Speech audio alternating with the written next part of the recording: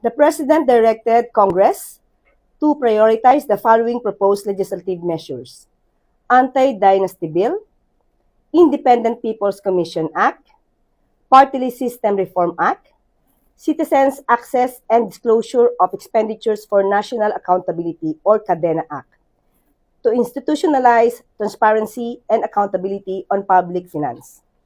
In a LEDAC meeting this morning, the President also instructed both houses to take a closer look at the four bills and prioritize the passage as soon as possible.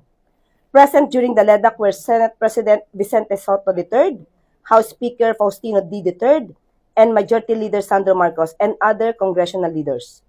The LEDAC also agreed on the timeliness, or rather timelines, for the passage of the General Appropriations Bill and the submission of the enrolled bill for the President's signature. Thank you.